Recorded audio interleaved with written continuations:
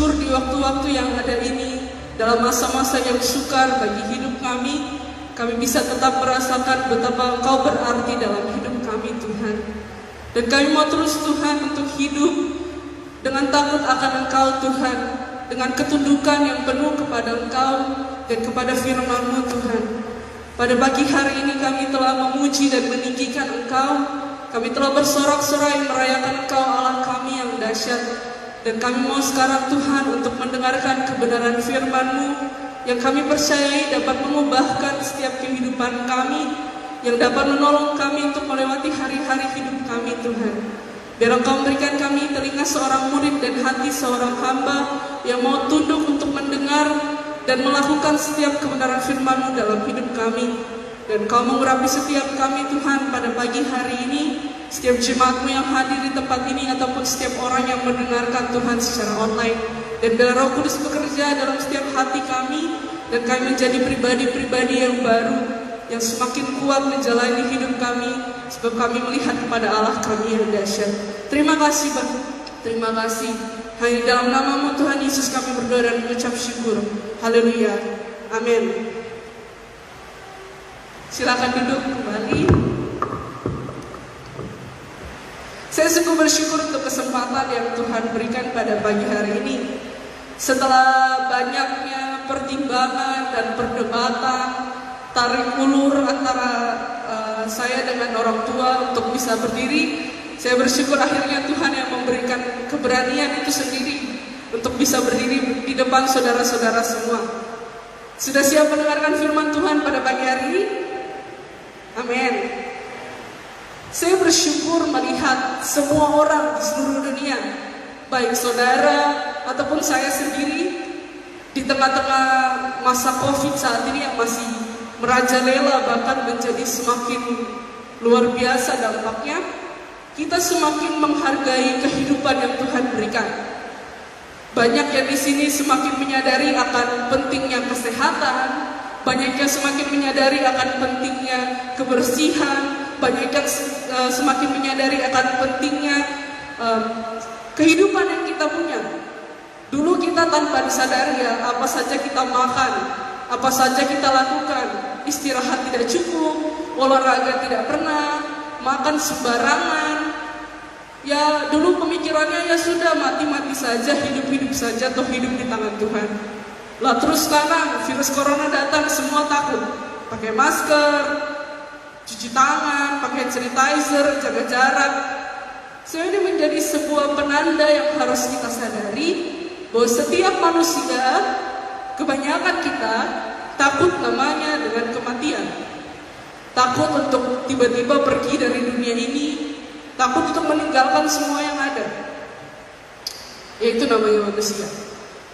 Padahal kalau kita sebagai orang-orang percaya, tanpa kita sering membaca ya firman Tuhan bahwa kematian adalah sebuah keuntungan dalam hidup kita. Tapi kenapa kita masih takut? Kenapa kita masih takut untuk namanya pergi meninggalkan, khawatir dengan segala yang ada, padahal kematian itu menjadi sebuah hal yang menguntungkan. Sebenarnya kuncinya adalah bagaimana kita hidup saat ini. Kematian kita ditentukan oleh bagaimana kita hidup. Kita bisa mati dengan sebuah perayaan yang besar, meninggalkan dunia ini dengan sebuah kemenangan. Kalau kita hidup juga dengan sebuah kemenangan. Ketika dikatakan dalam firman Tuhan yang ditulis oleh Rasul Paulus bahwa karena bagiku hidup adalah Kristus dan mati adalah keuntungan. Sebelum kita masuk ke situ, ya, saya ingin membawa kita kepada bagian yang lain yang menceritakan tentang makna sebuah kehidupan kita. Kalau kita berbicara tentang hidup, yang pertama yang harus kita sadari bahwa hidup kita itu adalah singkat. Dalam Mazmur pasalnya yang ke-90, ayat yang ke-5 dan ayat yang ke-5 sampai yang ke-6 dikatakan bahwa Engkau menghanyutkan manusia. Mereka seperti mimpi, seperti rumput yang bertumbuh, di waktu pagi berkembang dan bertumbuh, di waktu petang lisut dan layu. Baru perlanjutannya dalam ayat yang ke-10 mengatakan bahwa masa hidup kami 70 tahun, dan jika kami kuat 80 tahun. Dan kebanggaannya adalah kesukaran dan penderitaan sebab berlalunya berburu-buru dan kami melayang lenyap. Sebenarnya ini bukan berbicara mengenai angka atau panjang hidup manusia. Yang disadari mengenai 70 atau 80 tahun ataupun lebih ataupun kurang dari umur itu, bahwa yang perlu kita sadari sebagai manusia yang pertama bahwa hidup kita itu singkat. Seberapapun Tuhan karuniakan umur kita di dunia ini, selalu ada ujungnya dan ada endingnya, yaitu kematian tubuh kita secara jasmani. Itu yang pertama. Hidup itu singkat. Yang kedua, dalam pengkhotbah, tidak usah kita baca, tapi secara keseluruhan pengkhotbah dikatakan bahwa hidup kita di bawah matahari di atas bumi ini semua sia-sia. Kita bekerja sia-sia, kalau kita sekarang anak-anak sekolah, kita sekolah sia-sia, belajar sia-sia karena terlalu banyak belajar, melelahkan tubuh, semua sia-sia. Sudah singkat. Yang kedua, sekarang kita menyadari hidup kita sia-sia.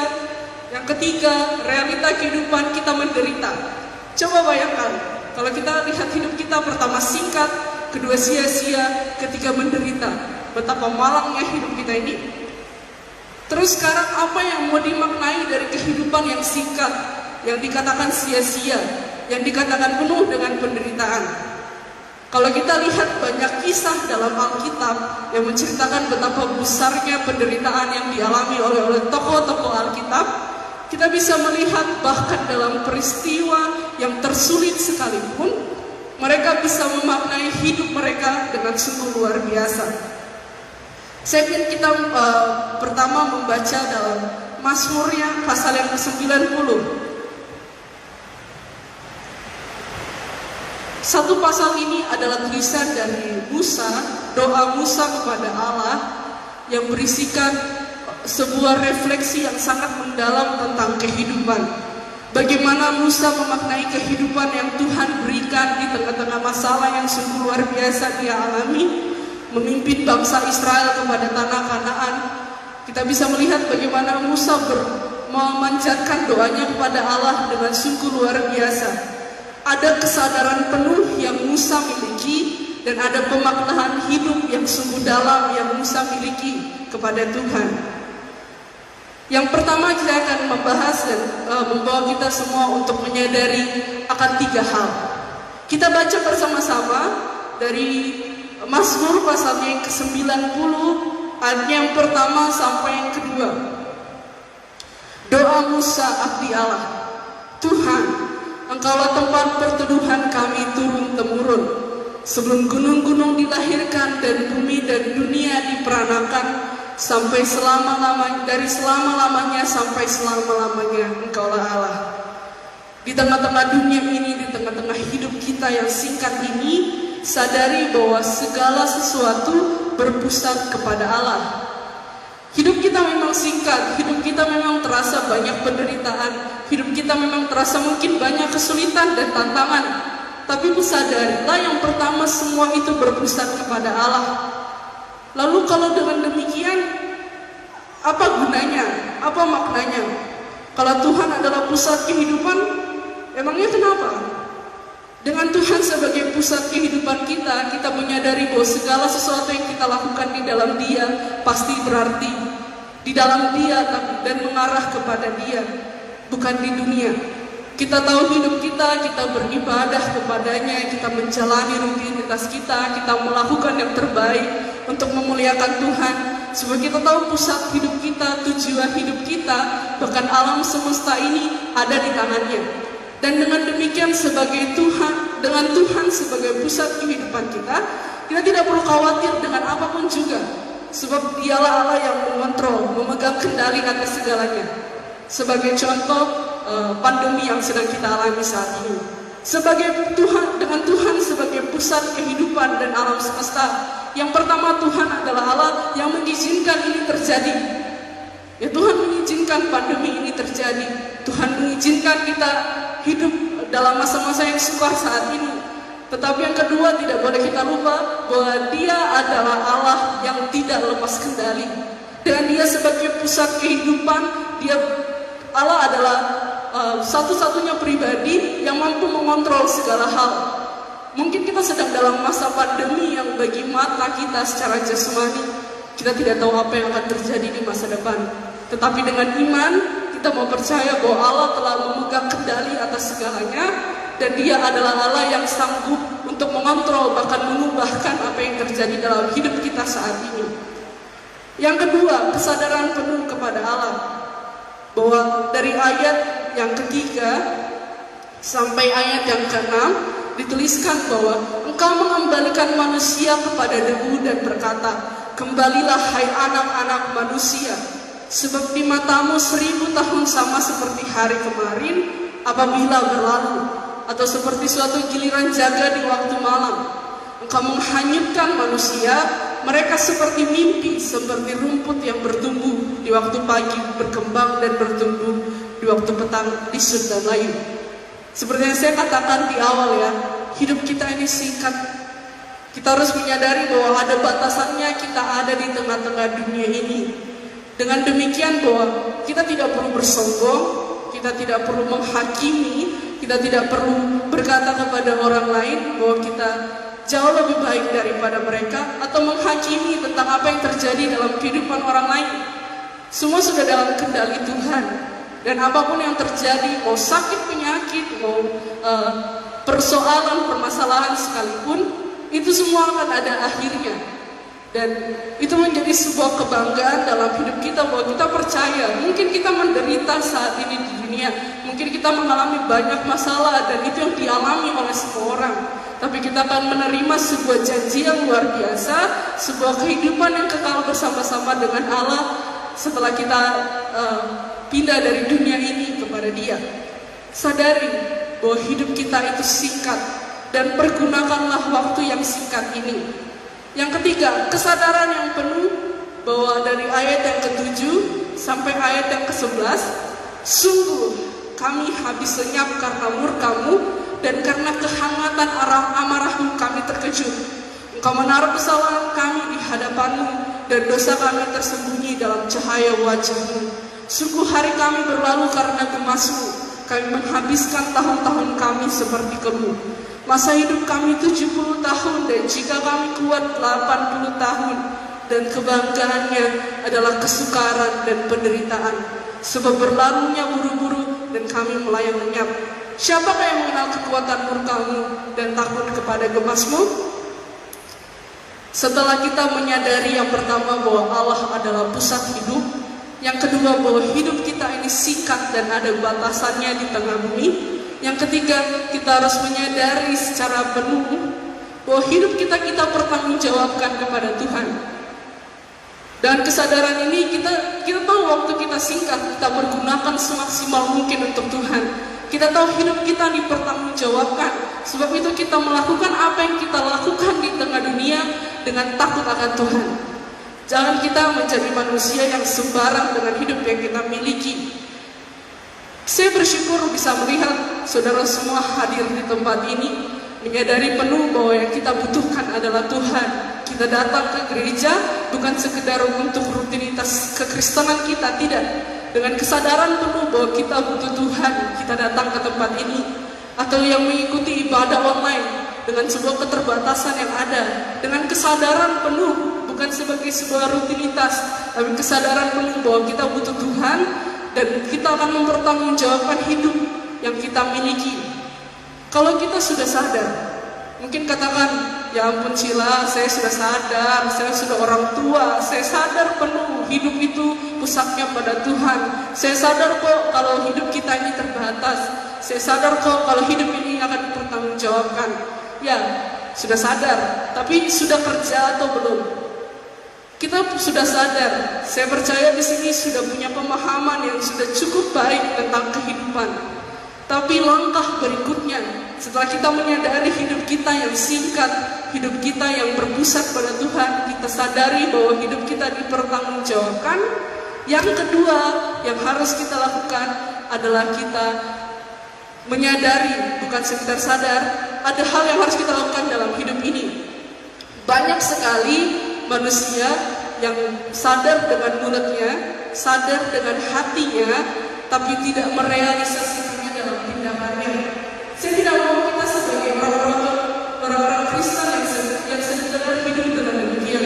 Kita datang ke gereja, kita ibadah, kita duduk, kita menyanyi, tepuk tangan, habis itu pulang tidur. Sudah, cuma sekedar sampai di otak, tidak sampai kepada tangan kita. Kita tidak melakukan apa yang kita dengar dalam firman Tuhan. Tapi pada pagi hari ini kita mau belajar bersama-sama. Selain kita menyadari hidup kita melakukan sebuah tindakan. Apa sih tindakan itu? Kita lanjutkan pembacaan ayat kita ini dan ke ayat yang ke-12. Ayat ini adalah ayat yang 2 minggu lalu saya bawakan kepada kaum muda, dan saya harapkan kalian masih mengingat ayat ini. Dikatakan bahwa ajarlah kami menghitung hari-hari kami sedemikian hingga kami beroleh hati yang bijaksana. Apa sih yang harus kita lakukan untuk memaknai hidup kita secara penuh? Yang pertama adalah bertindak dengan bijaksana. Saya sudah berapa tahun di Malang? Sudah 2 tahun. Dan 2 tahun ya. Saya sudah 2 tahun kuliah di Malang, dan saya sangat terpengaruh dengan beberapa nilai-nilai yang orang Jawa pegang. Salah satunya itu ada orang Jawa nggak ya di sini? Ada nggak? Mudah-mudahan ada ya. Alon-alon, sudah. Alon-alon waton kelakon. Ada orang Jawa nggak ya? Alon-alon waton kelakon. Ini salah satu nilai yang ketika kami di kampus itu, ini salah satu yang diajari ya. Lambat asal selamat. Lambat-lambat gak apa-apa asal selamat. Itu nilai yang dipegang salah satu falsafah orang Jawa. Tapi kalau kita disuruh untuk melakukan hal itu sekarang, anak muda bilang ngapain lambat-lambat asal selamat. Ya sekarang waktunya itu cepat. Ya udah, yang penting sampai, cepat, yang penting selesai. Itu yang kita pegang mungkin sekarang ya di waktu-waktu ini. Yang saya mengajarkan dengan hidup secara bijaksana bukan tentang mau alon-alon waton kelakon, mau cepat atau tepat, mau lambat-lambat atau selamat, tidak. Tapi ini berbicara mengenai kebijaksanaan kita untuk memutuskan apa yang kita pilih dalam hidup ini. Kita ada masanya ketika kita harus memutuskan untuk lambat asal selamat. Ada masanya ketika kita harus secara bijaksana memutuskan ini waktunya untuk cepat dan tepat. Ada masanya ketika kita harus memutuskan hal A dan bukan yang B.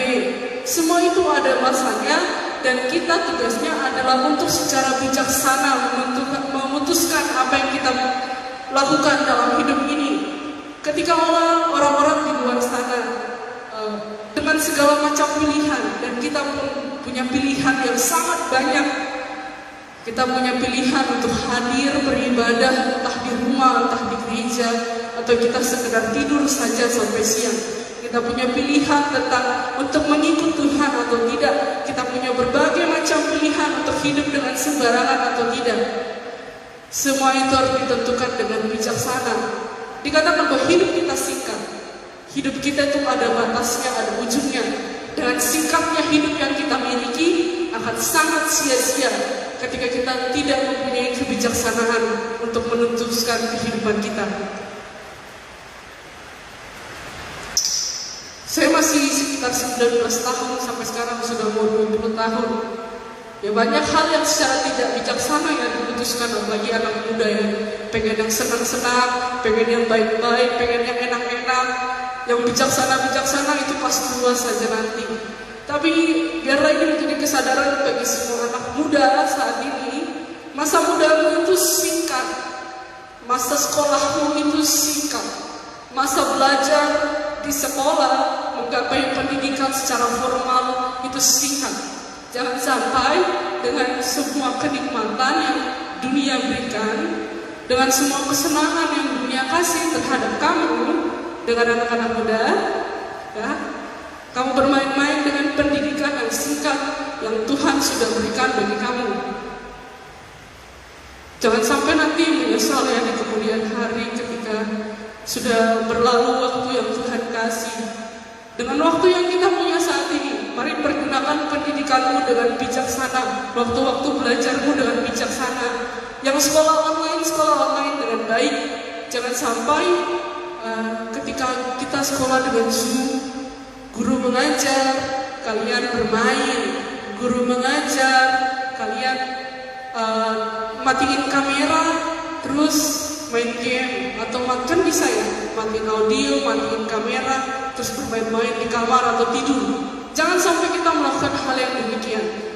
Pilihlah dengan bijaksana, putuskan dengan bijaksana apa yang kamu ingin dalam hidupmu, dan kebijaksanaanmu itu akan mengantarkan kamu di masa depan kepada sebuah hal yang baik yang tidak akan kamu sesali.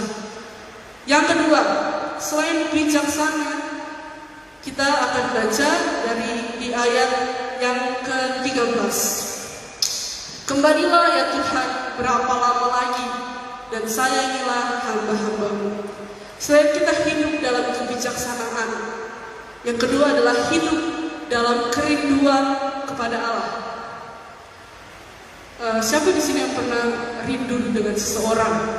Mungkin sekarang yang suami-suaminya lagi kerja susah turun, karena dulu kan bisa turun setiap minggu mungkin, sekarang susah mungkin buat turun. Ada sebuah kerinduan yang besar terhadap pasangan, ada sebuah kerinduan yang besar kepada orang tua oleh anak, ada sebuah kerinduan besar dari anak kepada orang tua. Apa sih gunanya kerinduan? Di sini saya tuliskan bahwa kerinduan itu menjadi sebuah warna yang indah dalam kehidupan. Tanpa adanya kerinduan, hidup kita tuh menjadi hampa dan sia-sia. Tidak ada tuh namanya dinamika, galau, habis itu senangnya, kerinduannya terpuaskan, habis itu kerinduannya datang dan muncul lagi. Itu menjadi sebuah hal yang indah dalam kehidupan, bahkan dalam hubungan. Saya belum menikah, jadi belum mengerti namanya kerinduan antara suami istri.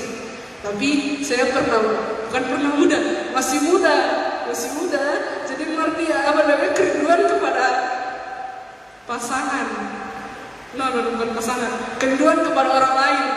Entah itu gebetannya, entah itu temannya, itu ngerti ya namanya. Itu jadi dinamika yang indah dalam hidup.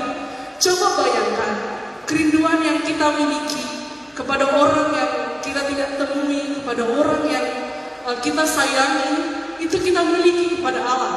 Kerinduan yang sama, bahkan harusnya lebih daripada itu. Bayangkan betapa indahnya,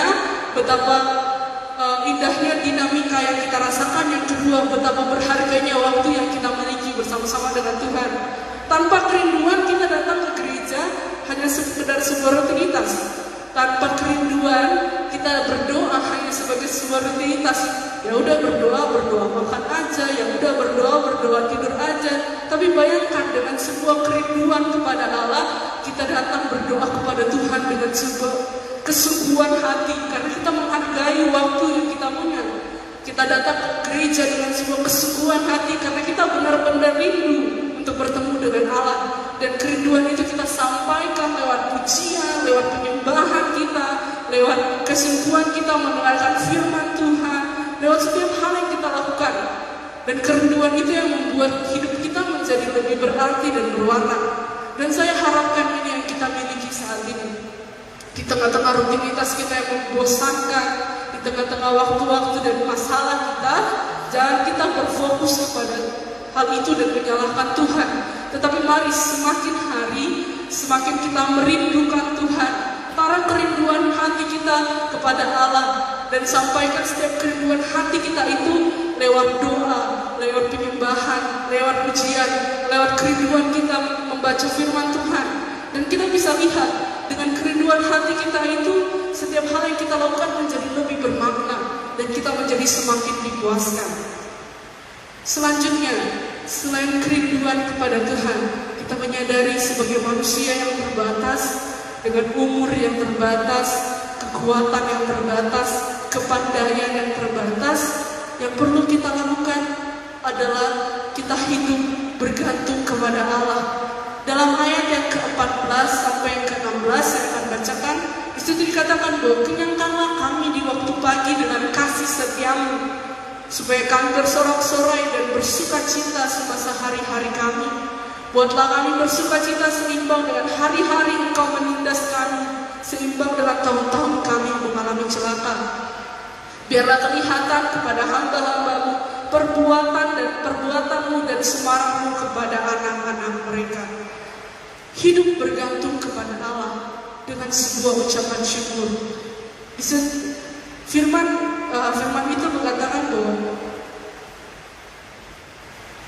kenyangkanlah kami di waktu pagi dengan kasih setiamu. Yang pertama itu, kenyangkanlah kami di waktu pagi dengan kasih setiamu. Ini bukan sekedar berbicara tentang makan minum semata secara jasmani, tapi secara rohani kita juga. Kenyangkan kita bergantung sepenuhnya kepada Allah untuk mengenyangkan kita secara penuh. Kita bergantung sepenuhnya kepada Allah untuk memberikan apa yang kita butuhkan. Di masa-masa yang sulit, saya tahu ini sulit bagi banyak orang. Dan bahkan mungkin ada yang sedang hidup dalam perekonomian yang aman, tapi dalam sebuah masa-masa yang sulit untuk bisa percaya di masa depan akan terjadi apa. Sebab kita tidak tahu apa yang akan terjadi ke depannya, akankah semakin buruk atau bisa pulih, meskipun itu adalah harapan kita adalah semakin baik. Tapi kita tidak tahu apa yang akan terjadi esok, apakah semakin buruk. Apakah saya bisa mengharapkan dan menggantungkan keamanan hidup saya dengan harta yang saya punya? Tidak. Bagi kita sekarang bisa merasa aman dengan kesehatan yang kita miliki? Tidak. Kita bisa kapan saja terjangkit virus corona. Kita bisa kapan saja mungkin mengalami masa perekonomian yang tergoncang dengan situasi yang ada. Apakah kita bisa mengandalkan kepandaian yang kita punya? Tidak. Sekarang kita harus belajar sepenuhnya bergantung kepada Allah. Kita tidak bisa mengandalkan hidup kita, apalagi orang lain. Kita tidak bisa mengandalkan diri kita sendiri, apalagi harta, kesehatan kita. Tidak. Tapi kita hanya bisa berserah penuh kepada Allah dan mengucap syukur dengan apa yang sudah Tuhan berikan kepada kita. Biar kita belajar untuk bersorak-sorai di dalam Dia di tengah-tengah situasi yang sulit. Belajar untuk bersorak-sorai sebab kita tahu bahwa Allah bersama dengan kita dan Allah mampu menyediakan apa yang kita perlukan, butuhkan, dan mampu memuaskan kita dalam berbagai hal, terkhususnya secara rohani kita. Dan biarlah kita bergantung kepada Tuhan, dan kebergantungan kita itu menghasilkan sebuah kepatuhan yang utuh kepada Allah dan kesadaran penuh bahwa Dialah satu-satunya Allah yang mampu melakukan apa yang tidak bisa kita pikirkan.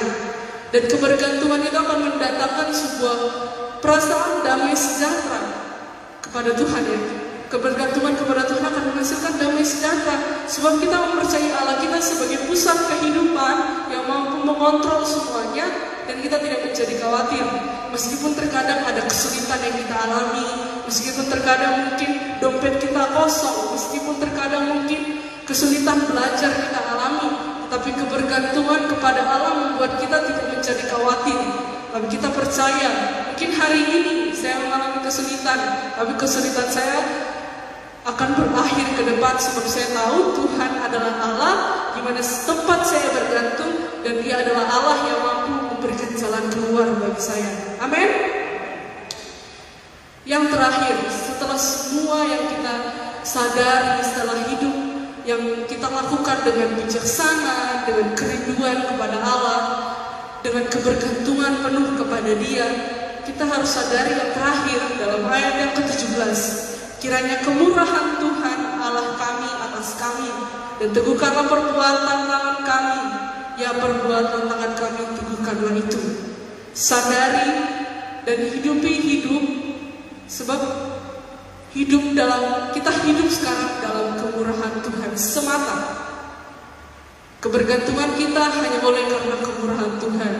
Kerinduan kita sebab kita menyadari hidup kita oleh karena kemurahan Tuhan. Kebijaksanaan kita itu hanya oleh karena kemurahan Tuhan. Hidup yang kita miliki hanya oleh karena kemurahan Tuhan. Sebab umur yang kita punya di tengah dunia ini itu anugerah dari Tuhan. Setiap apa yang kita miliki di tengah-tengah dunia hanya berasal daripada Tuhan. Dan jangan kita lupakan kemurahan Tuhan dalam hidup kita, dan kita menjadi manusia-manusia yang sombong kepada Tuhan, yang mengatakan bahwa saya mungkin secara tidak langsung kita mengatakan bahwa kita tidak butuh Tuhan. Tapi biarlah kita menyadari keterbatasan kita ini menjadi sebuah tanda bahwa kita memerlukan kemurahan Tuhan dalam hidup kita. Jangan kita menjadi sombong, jangan kita menjadi angkuh, jangan kita menjadi orang yang berpasrah diri semata tanpa bertindak apa-apa. So kita perlu kemurahan Tuhan dalam hidup kita. Di tengah situasi yang ada saat ini, mungkin kita sudah melakukan tindakan yang semaksimal mungkin untuk menjaga kesehatan. Sudah memakai masker, sudah mungkin mencuci tangan setiap saat, sudah memakan makanan yang sehat, sudah berolahraga dengan rajin. Tapi itu tidak ada yang bisa menjamin kalau kita bisa terhalau dari virus yang ada. Bahkan mungkin kalau kita terhalau dari virus yang ada, penyakit-penyakit lain yang bisa datang. Tidak ada yang bisa menjamin semuanya itu. Atau mungkin kita sudah menabung banyak, kita sudah mempersiapkan hidup kita ke depan. Tapi apakah ada yang bisa menjamin kalau itu semua akan mendatangkan kebaikan ke depan? Tidak. Kita hanya perlu Tuhan. Hanya kemurahan Tuhan yang mampu membuat kita berani melangkah ke depan. Hanya kemurahan Tuhan semata yang mampu membuat hidup kita merasa damai sejahtera. Hanya kemurahan Tuhan yang menguatkan kita untuk melangkah. Dan biarlah kita menyadari hal ini dan kita hidup dalam kemurahan Tuhan. Dan kita tidak bermain-main dengan hidup yang Tuhan berikan. Sebagai kita tahu hanya karena kemurahan Tuhan kita ada sampai saat ini. Saya bersyukur dengan apa yang Tuhan perbuat di tengah-tengah jemaat semua. Melihat bahwa Tuhan mengizinkan beberapa di antara kita yang harus terjangkit. Tuhan mengizinkan kita untuk beberapa di antara kita mungkin ada yang mengalami guncangan. Mungkin beberapa di antara kita hidupnya sedang baik-baik saja. Saya bersyukur dengan semuanya itu karena kita bisa belajar untuk melihat kemurahan Tuhan semata.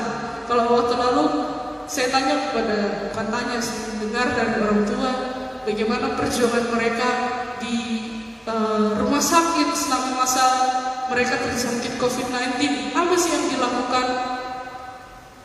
Gak ada, tidak ada. Apa usaha medis yang sebenarnya menjadi kunci dari kesehatan mereka? Tidak ada. Cuma dikasih vitamin, cuma diobati mungkin batuknya, kalau Davina lebih parah. Bahkan saya tanya, kau ngapain sih di sana? Tidak ada. Bahkan dia tiktokan saja di sana, main tiktok sepanjang hari. Terus apa yang bisa membuat mereka sehat?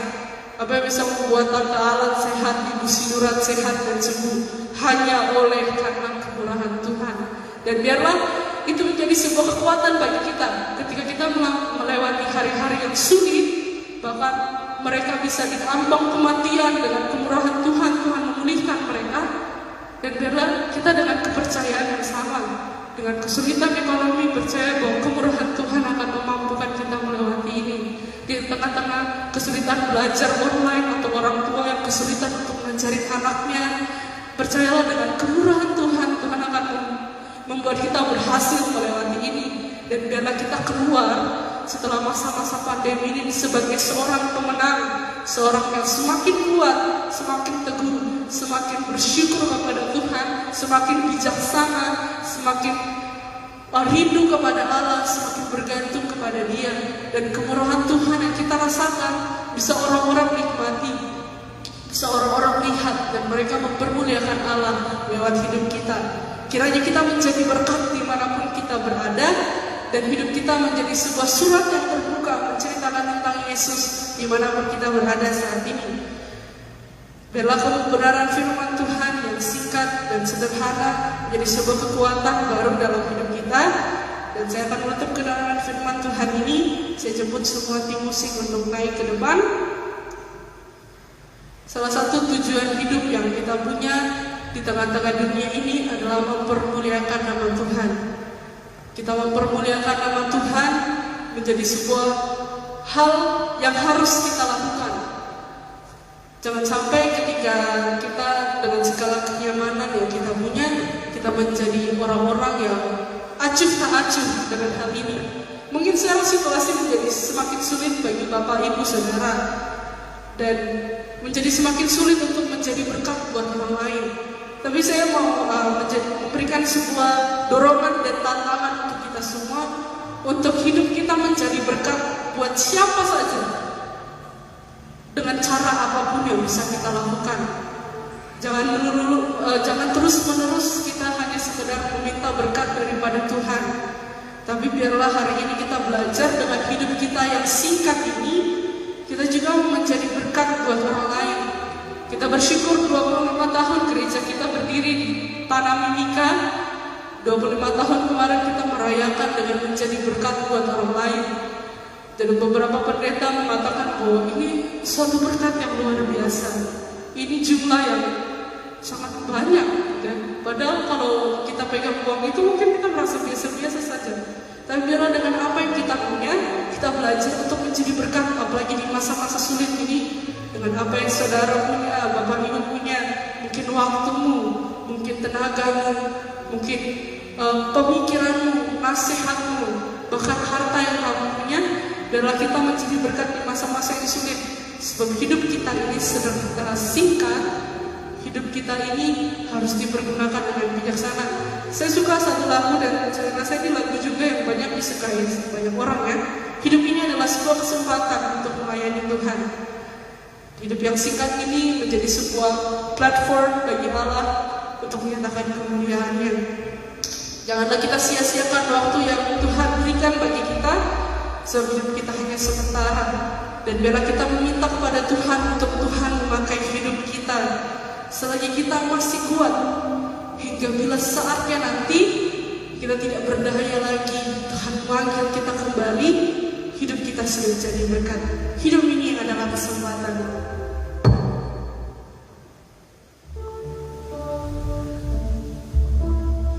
Sejemput jemaat bangkit berdiri, kita mau meresponi kebenaran firman Tuhan pada pagi hari ini.